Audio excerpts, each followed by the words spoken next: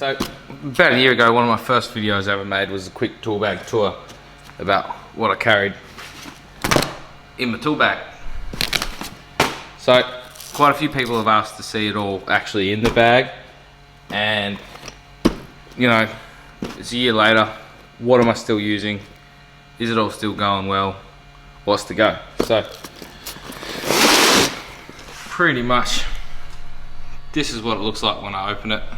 I keep all my pliers and stuff along here, all my screwies, drivers, grips. I can get to whatever I really need to get to at any given time quite easily. It's a pain keeping it organised like this when you press for time, but it's a time saver all the time. So I really recommend finding a way you like your bag and keeping it like that perfectly. Don't just dump crap in there everywhere. But yeah, we'll just go through, talk about what's the bee's knees, what's the duck's nuts, and what my favourite stuff is. So I guess I'll start off with this side pocket here. In here is where I keep my crimpers. These are the jaws that you can change out for whatever you'd like. These are specific for bootlace pins, so that's the most common crimp I'll be doing. 1.5 through to, like, you know, I think this only goes up to, oh, this actually reckons it goes up to 6. I probably wouldn't use this for 6. I'd probably swap the jaws out, but they're the crimpers I'm actually running, these two, and the jaw wheel for the big one for different tasks. That's everything in that pocket.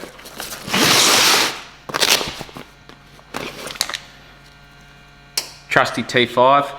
Now, I don't keep this meter calibrated, so the only thing I use it for is immediate fault finding, checking for dead, and those sort of situations. If I want something calibrated for actual commissioning purposes or testing something properly and getting accurate results, I grab one from the stores that is calibrated regularly. Strippers, these ones go up to 10 mil. These ones go all the way down to 0.5 up to 6 mil. So these are the most commonly used. Break these out every now and then, but chances are, if I'm only stripping one or two, I just end up using my cocky beaks. So they live there. There's my meter.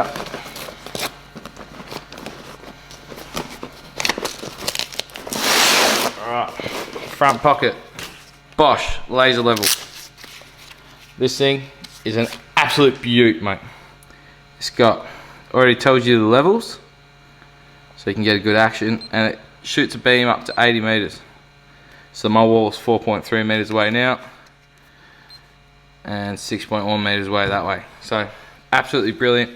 Measures in metric, because that's the best. It's got Bluetooth, got all sorts, but I don't use it most times. I'm getting a length for a cable pull. That's about it. Way overpowered for my needs, but really handy and fun to have. If I'm pulling lots of cables and doing lots of stuff like that, this does end up on my belt, so I do keep the little pouch around. But if I'm not, if I'm doing other sort of work, terminating, all that sort of stuff, it ends up back in the tool bag. Little pipe cutter, little Barco one, does the job. I don't know how it really holds up against the others, because this is my only one I've ever owned. Rigid deburrer. This is the best deburrer I've ever seen. I've owned a few, I've seen a lot.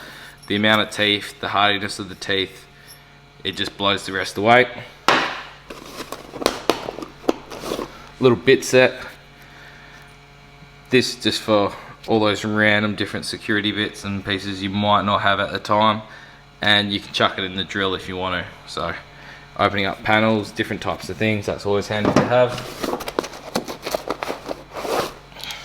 And two of my golden little boys, the Pickwick Stubby. This one's awesome, as you can see, heaps of different bits. I've actually got a little review on this back in the day myself, getting into hard spots. This is brilliant, and its little brother, the tiny turner. So all your little bits, all your, oh, it's got a bit of gunk on it. Quite magnetic, so as you see, it's picking up a bit of swarf and stuff, but does the job really well. Very happy with it. So that's the front pocket there. People were asking about this bag. This is a Beehive Bag. These are standard for the mining industry throughout Australia. I'm not sure what they use up in the north, in the North American parts, but these bags, I've thrown this bag through hell for over 6 to 7 years now. I think this is old, and it just will not die. I want it to die because I would like to replace it because it's tired and old, but it will not die on me. I can't replace a bag that's not dead. So this pocket, I got my levels. Again, they're a bit swarfy. The whole bag needs a proper clean out. So I carry the Little Savage. This is my favorite go-to level. The fact that it's got 30 degrees and 45 degrees already built in. They're the two measurements I need the most. Again, it's little big cousin, the Savage. So complement them up. You're never gonna get anything on the piss. And my little conduit dog leg level, so when I'm bending stuff I can keep it straight. This is a Klein, but it suits these. So, but both of these are Little Savages, which is made by Swanson. So very good, very happy with that. This is my 16-18 podgy.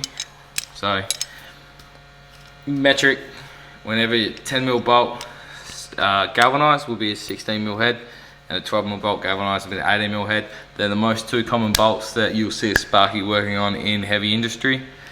No matter what they're doing, they're that, unless it's terminating, which is then different. But if you're out there bolting up brackets, steel, putting ladder together, any of that sort of stuff, any structural supports, this is the go-to size. So you get it in a podgy, you're out there, you're kicking goals. This is just a no-name generic brand. As you can see, not a whole lot of teeth in it, but it is awesome. Very happy with that. We've been through that pocket. So now we're on to the meat of her. This clip's pretty good. It really does keep the bag together. That's held up as well. These are Beehive vinyl tool bags. I think this bag set me back maybe 350, 380 bucks back in the day. And there's a lot of custom vinyl stitching bags out there, which like MS Muir. There's a couple other. What happened was the industry sprung up out of nowhere, and people that do a lot of custom motorcycle and canvas work started making these bags. And MS Muir, he'll charge about six to 700 bucks for some of his bags. I think the price has come right down now. Maybe he's still up near the $600 mark for an all. You get zips, locks, and that bag. The lot, I'm not paying that. Beehive has really closed the gap. This will be your more mass-produced version. They've closed the gap right up now, but as I said, I'll ride this till it's dead, and until it's got a hole or something pocket breaks off or anything, I've just got to keep using it, and so far it will not die. Alright, so 400mm level, square. Bigger the square, the better the square. Mark it out, traying, whatnot. Another case of will not die. I mean, it's tempting with the Velcro, but this King Chrome ratchet spanner set, it goes from 8mm through 24mm. Does not skip where normal ones skip. It progresses up exactly. Starts skipping after 19mm.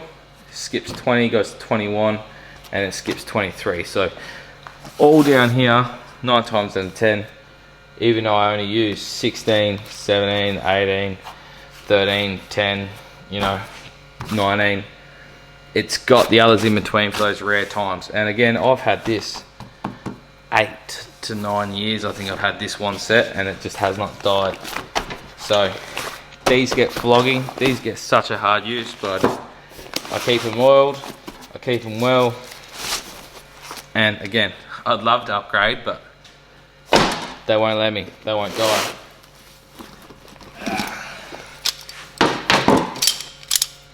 My plier wrenches, whatever you want to call them, knipex, whatever you want to call that. I'm just going to say knipex because that's what rolls off my tongue, and that's how we say it here. I know it's probably not right, but that's how it's going to be. These are the best, cannot beat them. I have seen some other people bring out the parallel flat jaws recently, but no one's coming close to knipex yet. We're a Coloss. This is my hammer, this is my only hammer, and this is my only driver for sockets. It does all.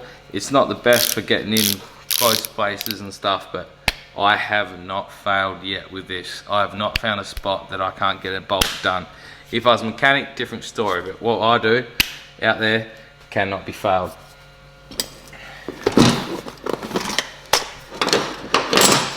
D-Walt replaced the Fat Max purely because the Fat Max broke, and I was impressed by this D-Walt and I wanted to give it a go. This is still quite shiny and fresh. It actually stands out quite a lot longer than the Fat Max ever did. Well, I'd say quite a lot longer, but it's probably my memory based on the Fat Max being old and worn out and this being brand new. But D-Walt's really stepped up their game with their tape. I know they're all owned by Black & Decker, but they've really stepped up their game. They're really trying to get this one up the top. Pretty happy about that. I guess we'll go through pliers at the back. Linesman pliers need a bit more oiling. All these tools recently got wet, which is very upsetting. So I'm getting a bit of rust on them. I need to go through and give them a good spray. Sideys, trusty sideys. Needle nose. Now a lot of people say, why don't you turn these around and have them face up? I remember the order of this, so it's not hard. Cockies. I use these a lot. These are my main cutters and my main strippers of insulation. I just find it easier.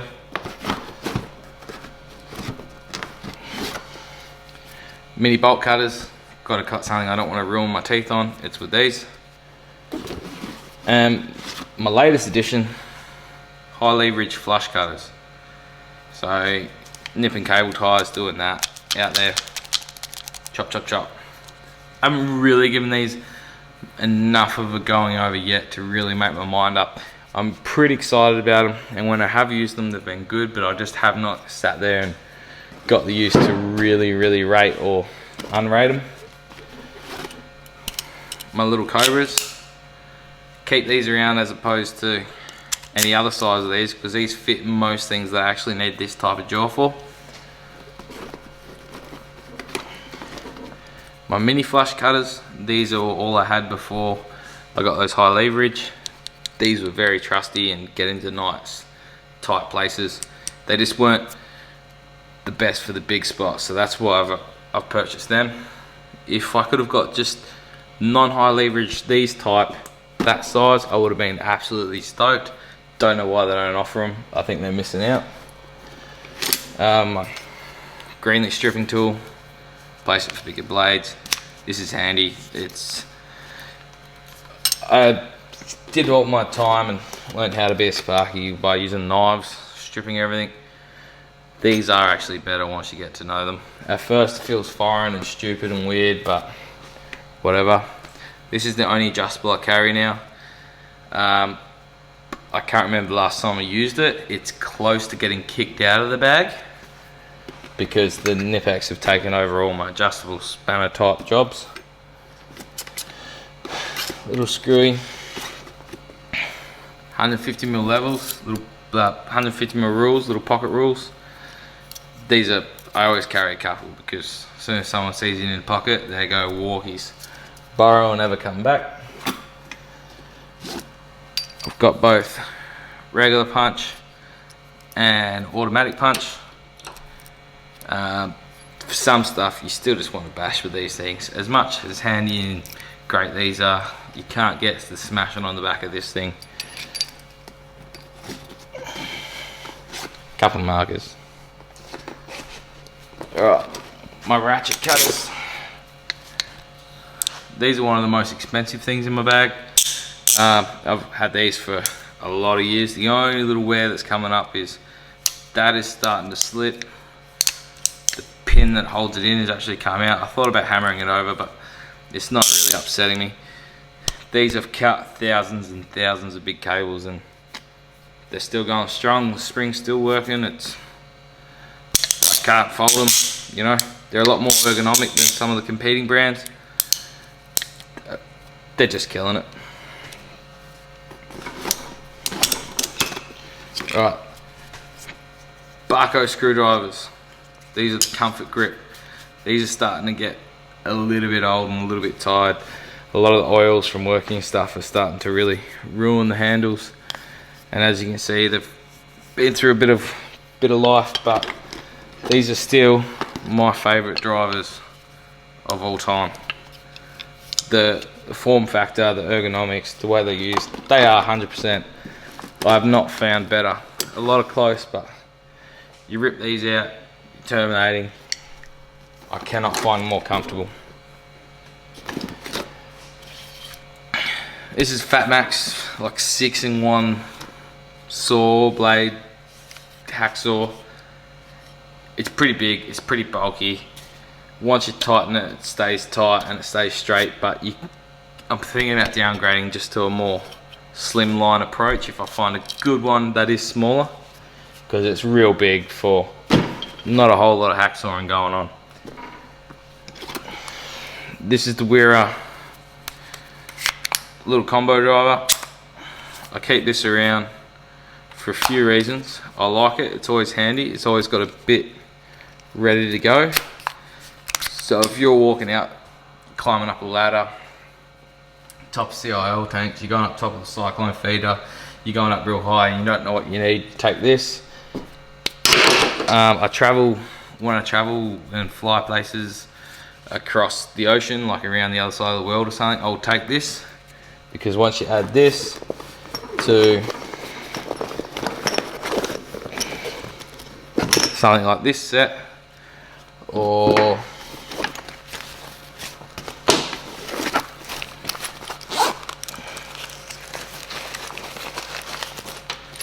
nut drivers, or these little torques, this now becomes the driver for everything. You can do up nuts, you can go any of that, any security bits, and as an added bonus, if you're getting tired, you can throw it in your drill. So this is a very handy thing. At first it looks like a gimmick and a bit of a toy, but I've done things with that definitely not supposed to be doing. Chucked it in the drill, really just like done up thousands of screws and all sorts, and it's held up test of time. These, absolutely brilliant. These quick grip vice grips. That, when they took away that lever, I don't know. I didn't know I hated that lever until I got ones without a lever. Now I'm like, geez, what's the point of the lever? These will go just as tight, but they're so quick to release. I didn't know I hated the lever until I got these. So I've got 2 pairs of them. My stripping knife, I lost the cover, which I'm bummed out about, so I just sort of keep it in the pocket face down and hope for the best. King Chrome torque set. These are, again, like pretty mid-range. These get rebadged, renamed, repurposed and sold as different stuff, and you know, sometimes we'll be on the shelf next to another company that's selling it completely irrelevant to the other company, not owned by the same conglomerate or whatever, but exact same mold, exact same form. I think they all come from the same factory, but I think it is a decent factory because I've had all these for a long time, have not busted them, have not twisted them, no rounding so far. I can't kill them. I am interested in picking up some of the Wera ones. I don't know why. I think the marketing wank is just getting to me, but I would like to try them out compared to these, but these won't die, and my general rule is unless it's dead, I'm not replacing it. So that's about that for the tool bag. Oh, yeah. So I carry my 1/4 inch sockets in here. So this is just the King Chrome set. Instead of carrying around the steel case, I've got one of these bars and keep the rest in the pencil case.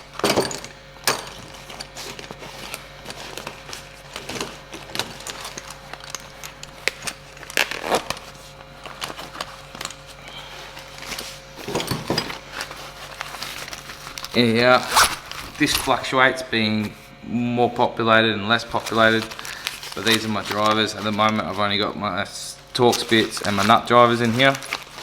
So for easy access, you saw them a little bit before. This big pencil case, which is surprisingly holding up.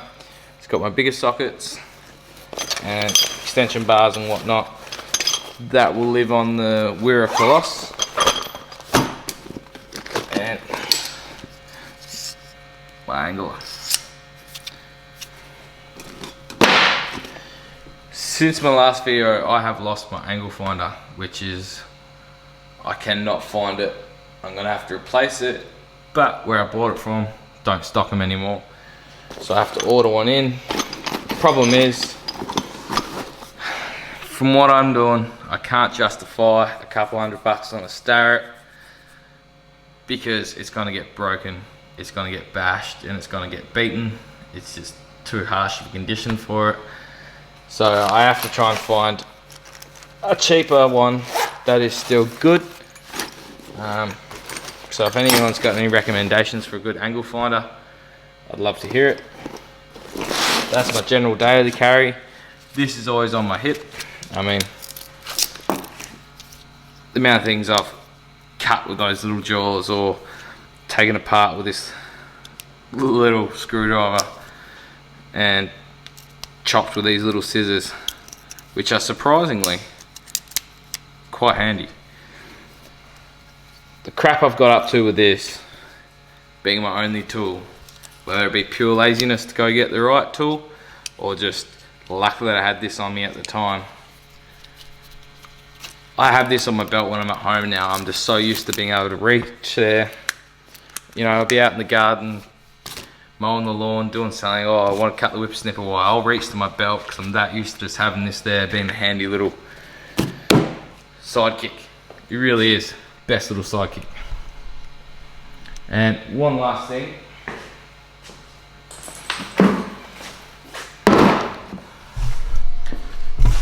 My second bag, you might say. This is my bucket bag, it's currently empty. What I do is, if I'm doing the same repetitive task, like if I'm working on cable ladder, there's a set 5-6 tools I'm gonna need for the rest of the day / week. So I load out this. I know the correct size ratchet spanners, whatever grips I need, maybe a screwdriver. As you can see, I've still got cutting discs and stuff in here. I can throw power tools or drills and stuff in here. I never fill out these pockets. I normally only carry like 6 things, but I can carry bolts and all sorts and drill bits. Probably, no, there's no drill bits left in there. But these bucket bags, I can carry this thing around, which weighs probably 20 kilos, or I can carry this around weighing 5 kilos with all the good stuff. So this is a great asset. This I take with me everywhere, but not everywhere with me, if you know what I mean. Like, I always have it near me, but it's probably locked up, and I take away the good stuff here. Because if you can get away with 3-4 tools, you know, sometimes all I need is my 16, my 18, my podgy to go on the other side of them, and a grinder, a drill, and my square, and you know, I'm doing that sort of stuff. And other times I might just be walking around testing motors, so I can put all my test sheets in here and just put in, like, you know, select a few screwdrivers, some nut drivers, some spanners, and my meter, mega, and my multi. Just put it all in here, and I've got exactly what I need to walk around. So if you carry this everywhere, you bust your back out. Transpose some of it into this, you're having a great day. And at the same time, these aren't getting flogged out. These got caught out in the rain the other day.